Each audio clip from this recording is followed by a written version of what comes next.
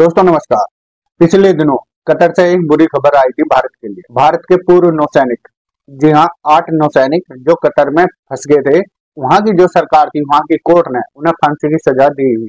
दोस्तों जब ये मामला सामने आया था तब भारत में काफी हलचल बढ़ गई थी। भारत के लोग परेशान हो गए थे और भारत सरकार से सवाल जवाब करने लगे थे, यानी कि भारत की सरकार पे सवाल उठाने लगे थे। दोस्तों इसमें हमारे विपक्षी दल और कुछ वामपंथी नेता सीधे सीधे मोदी पर आरोप लगा रहे थे ये मोदी सरकार की नाकामी है, जो हमारे पूर्व के नौसैनिक वहां पे फंस गए और उन्हें फांसी की सजा होगी। अब जब उनकी कौन रक्षा करेगा, उन्हें कौन बचाएगा। दोस्तों जब ये समाचार भारत में फैला तब लोग अलग अलग अपने अनुमान लगाने लगे। कुछ लोग कहने लगे मोदी उन भारतीय नौसैनिकों की वापसी करा देंगे, कुछ लोग मोदी पे ताना बुन रहे थे। दोस्तों होता गया है, जब ये समाचार मोदी ने सुना, मोदी सरकार पूरे अपने मूड में आई। दोस्तों मोदी सरकार ने विदेशी मामलों के जानकार एस जयशंकर उनसे बात करी। जिस तरह से एस जयशंकर अपनी कूटनीति रणनीति के लिए माहिर है, आखिर उनके अथक प्रयास के साथ वे जो 8 पूर्व नौसैनिक हमारे विदेश में फंसे हुए थे, कतर में फंसे हुए थे, उनकी कल घर वापसी होगी। जी हाँ, 8 में से 7 नौसैनिक अपने देश में लौट आए हैं। वो सीधे सीधे मोदी सरकार के गुणगान कर रहे थे, मोदी सरकार की तारीफ कर रहे थे। नरेंद्र मोदी की वजह से उनकी घर वापसी हो पाई है। दोस्तों यही होती है विदेशी कूटनीति। जिस तरह से भारत की आज की जो विदेश नीति है वो काफी सुदृढ़ है, काफी बढ़िया है। आपने कई ऐसे मामले देखे होंगे, चाहे कहीं पर भारत के लोग फंसे हुए हैं, वहां पे युद्ध हो गया, उन्हें निकालने की बात हो, या फिर कोई भी भारत का अपराधी विदेश में बैठा हो, वहां पे भारत के खिलाफ जहर उगल रहा हो और उसकी धरपकड़ के लिए भारत सरकार के अथक प्रयास। दोस्तों यही देखने को मिलता है जब भारत में सरकार अच्छी हो और उसकी कूटनीति और ज्यादा अच्छी हो। दोस्तों इसका खामियाजा भी कुछ देशों ने भुगता है। आपको पता है कर्नाटक की सरकार ने क्या किया था, आतंकी निज्जर की वहां पे कुछ लोगों ने हत्या कर दी थी, जिसका कर्नाटक की सरकार ने खुलेआम भारत को जिम्मेदार ठहराया था। लेकिन भारत सरकार भी कड़े मूड में आ गई थी, उसने कर्नाटक को मुंह तोड़ जवाब दिया था। दोस्तों अब बात करते हैं भारत के अंदर हो क्या रहा है। दोस्तों आपको पता कांग्रेस इंडी गठबंधन कैसे बिखर गया। दोस्तों अब दोबारा फिर भारत की राजधानी दिल्ली के जो रास्ते हैं वे ब्लॉक होने वाले हैं। दोस्तों आज कुछ आंदोलनकारी किसान अपने ट्रैक्टर और साथियों को लेकर दिल्ली की ओर निकल गए। दोस्तों कुछ वीडियो क्लिप आपको दिखा रहा, इन्हें क्लिप को देखने के बाद आप सोच में पड़ जाएंगे ये किसान है या फिर किसी अलग देश की मांग करने वाले लोग। आप ये वीडियो देखो। तो पंजाब ਨੂੰ ਲੱਗੇ ਕਰ ਦੋ ਅਸੀਂ ਆਪਣਾ ਪਾਕਿਸਤਾਨ ਖੋਲ ਲੈਂਦੇ ਨੇ ਚੰਗਾ ਨਹੀਂ ਸਮਝਦੀ ਤਾਂ ਸਾਨੂੰ ਛੱਡ ਦੋ ਸਾਨੂੰ ਲੱਗ ਖਾਲਿਸਤਾਨ ਬਣਾਉਣ ਦੋ ਸਾਨੂੰ ਲੱਗ ਪਾਕਿਸਤਾਨ ਬਣਾਉਣ ਦੋ ਹੁਣ ਇਹ ਤੋਂ ਗਵਾ ਕੇ ਅਸੀਂ ਇਹਨਾਂ ਤੋਂ ਕੀ ਉਮੀਦ ਰੱਖਦੇ ਹਾਂ ਸਾਨੂੰ ਇਹਨਾਂ ਤੋਂ ਕੋਈ ਉਮੀਦ नहीं हैगी ਅਸੀਂ आजाद पंजाब चाहते हैं साझा पंजाब खालिस्तान पंजाब। दोस्तों आपने देखा किस तरह की सोच के इस रैली में इस आंदोलन में भरे पड़े।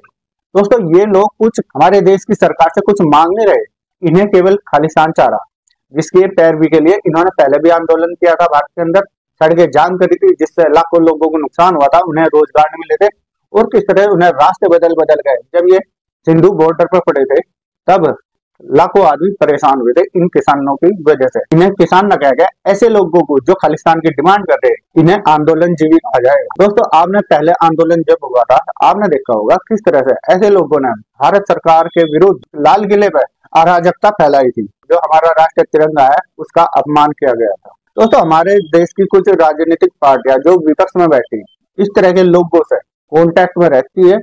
जिस तरह आपको पता है ये किसान आंदोलन चल रहा है, इसी तरह से कांग्रेस समेत कई ऐसे अन्य दल है जो इनके समर्थन में आते हैं। जब ये किसान रूप देश में तोड़फोड़ अराजकता और कुछ भी ऐसा कार्य करते हैं जिससे देश की जनता और देश का नुकसान हो, तब इनके समर्थन में आकर खड़े हो जाते हैं, जो बिल्कुल गलत है।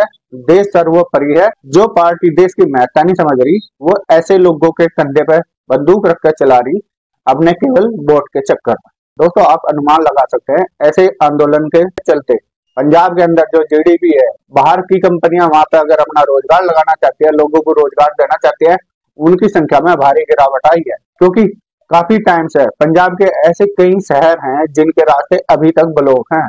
तो कहाँ को वे कंपनियां अपने ट्रांसपोर्ट का कार्य करेंगी, कहाँ पे वो फिर रोजगार देने की बात करेंगी। वहां की जो पंजाब सरकार है, पंजाब की सरकार को इस बारे में सोचना जरूर पड़ेगा। दोस्तों मैं ट्विटर पर पढ़ रहा था कुछ ऐसे पत्रकार रिपोर्टर जो भारत की बुराई करते हैं। दोस्तों कई ऐसे पत्रकार दिखा दूंगा जो ट्विटर के जरिए पूर्व के भारतीय जो नौसैनिक वापस लौटे हैं उन पर भी अपना तंज कस रहे हैं।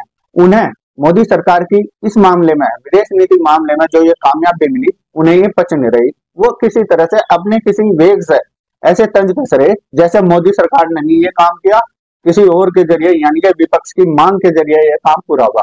दोस्तों यही मान लेते हैं कि विपक्ष ने मांग की थी उन सैनिकों की घर वापसी की, तो उसी में ही खुश हो जाते हैं, तो ये लोग तब भी शांत नहीं बैठे थे। अगर सरकार इसका पूरा श्रेय विपक्ष को भी देती तब भी ये लोग चुप नहीं बैठे थे।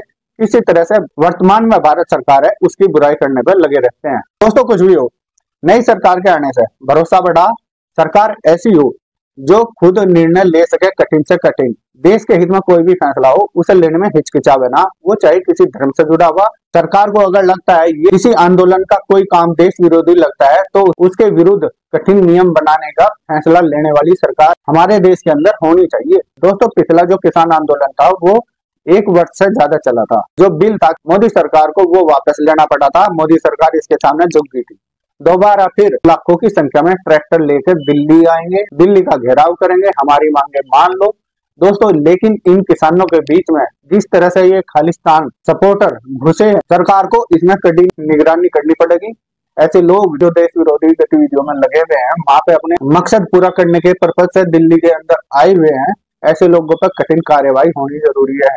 दोस्तों नई सरकार के आने से किस तरह आपने देखा विदेश नीति हमारी इतनी अच्छी है, विदेशों से चाहे इसमें हथियार लेने की बात हो, विदेशों से अगर हमारे देश के लोग फंसे हों विदेशों में, वहां के युद्ध के मैदान में उनकी घर वापसी हो, किस तरह से हमारे विदेश मामलों के जानकार एस जयशंकर, अजीत डोभाल, ऐसे ऐसे भारत सरकार के साथ काम करने वाले लोग भारत को काफी आगे ले जा रहे हैं। दोस्तों ये तो होना ही था, ये आंदोलन तो होना ही था, क्योंकि लोकसभा चुनाव 2024 नजदीक आने जा रहे, तो इस तरह के ड्रामे अभी हमारे देश में और भी देखने को मिलेंगे।